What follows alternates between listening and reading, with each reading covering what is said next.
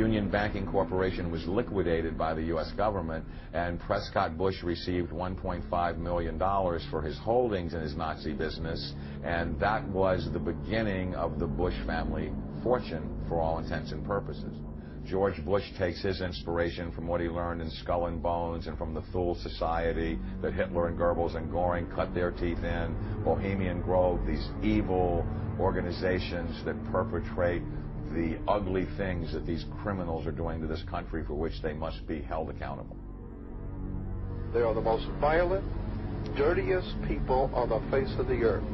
Somewhere Americans are going to have to take their country back and start finding out who are these people.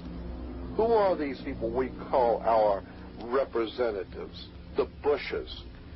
George Bush, the president, his father, went around the country talking about a new world order.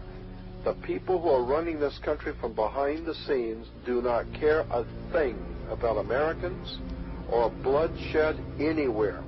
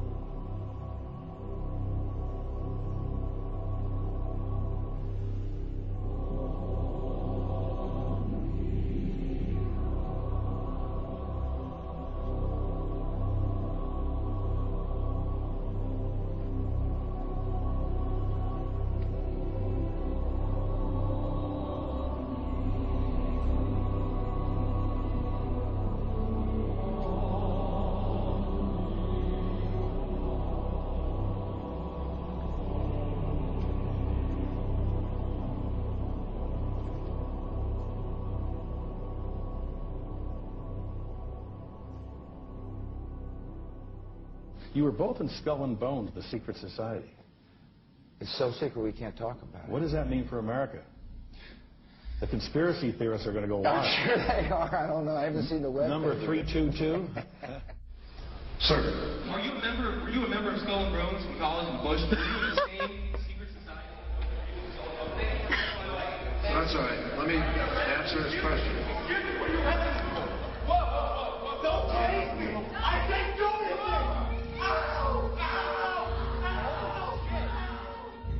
And what you're looking at here, staggeringly, is a group of people, some of the most famous people in America, in long gowns. Behind them there, you see a 40-foot stone owl. And there's the fire between them, next to the lake at Bohemian Grove. Now, one might wonder, understandably, why the people that run the banking, political, economic system and the media in America should be dressed in long robes doing a ceremony to a 40-foot stone owl. I think we should be told. No doubt you'll be hearing about all the differences between John Kerry and George W. Bush.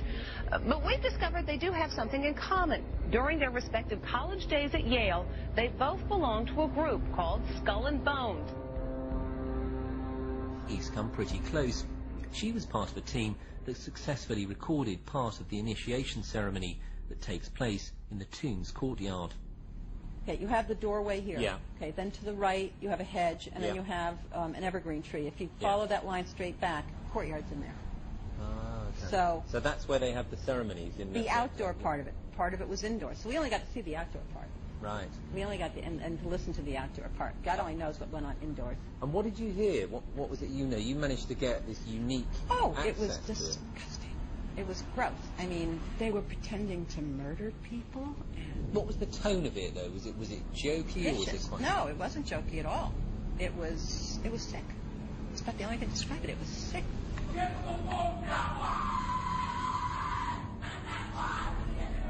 What you're hearing is the first recording ever made of the Skull and Bones initiation ceremony. It has never been broadcast before.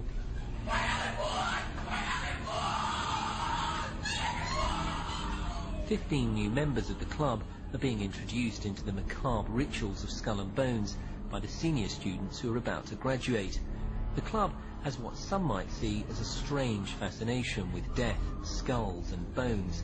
There's the chants too, difficult to hear first of all, but including the devil equals death, and death equals death.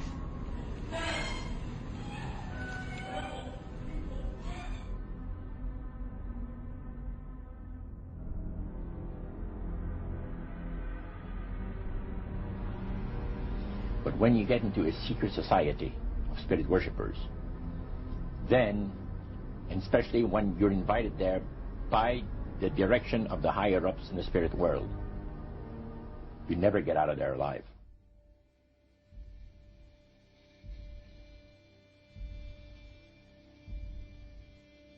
And he told us, he says, look, we worship spirits. We worship Lucifer and all his angels. They're just as beautiful as they did before they were cast out of heaven. He says there was a misunderstanding in the whole thing. He said among the inhabitants of the galaxies. And he says our master was misunderstood. And they always praise the great master, Satan, as a super intelligent being that he is, beautiful to behold. And if he ever appears to you, you won't be able to look upon him because it'll be too bright.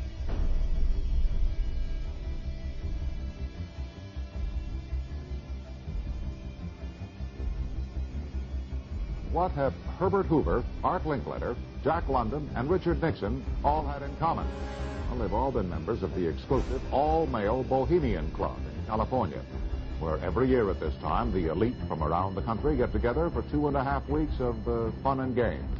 Among its members are businessmen like Leonard Firestone and Edgar Kaiser, and political figures like Gerald Ford, Henry Kissinger, William French Smith, and George Shultz. President Reagan, Vice President Bush, and Defense Secretary Weinberger are members of other camps. Richard Nixon is a Bohemian, and so are high-ranking executives of such companies as Eastern Airlines, Standard Oil of Indiana, and Bank of America. Privacy is one of the Grove's most cherished virtues. Members may not photograph, record, speak, or write about activities at the retreat. While many public officials are Grove members, the press is a distinctly unwelcome guest. We're from ABC News. Well, get back there. Get back there. Can we talk to somebody in the... Get back there. You see, for over 120-plus years in Northern California, in Sonoma County, on a 2,700-acre secluded redwood grove, leaders from around the world, prime ministers, chancellors, presidents, governors, again, the heads of industry, banking, academia, the media, Hollywood, travel there to engage in bizarre, ancient Canaanite, Luciferian, Babylon mystery religion ceremonies. We were inside 4 hours. That's only one day out of the 2 weeks that they meet there for the admitted Summer Fire Festival of the Bohemian Club.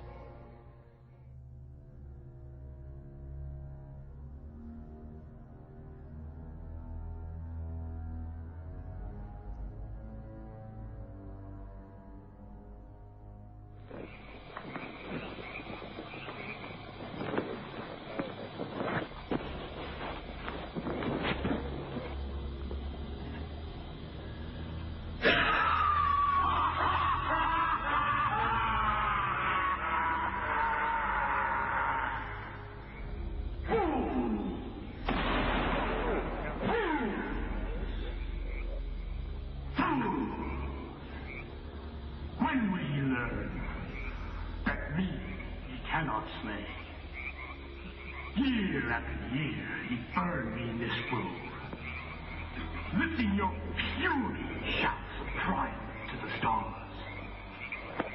But when again, he turned your faces to the marketplace, do ye not find me waiting as of old?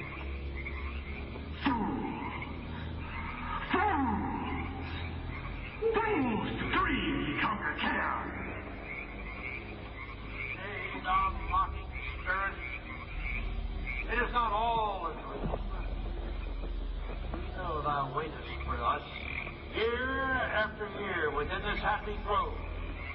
Our fellowship bans thee for a space. Thy malevolence which would pursue us here has lost its power under these friendly trees. So shall we burn thee once again this night, and flames that eat thine effigy, we shall read the sign. Midsummer sets us free. You shall burn me once again.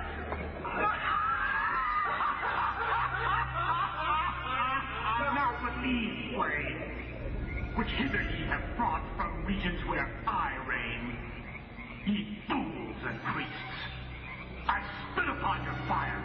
Hail fellowship's eternal flame. Once again, midsummer sets us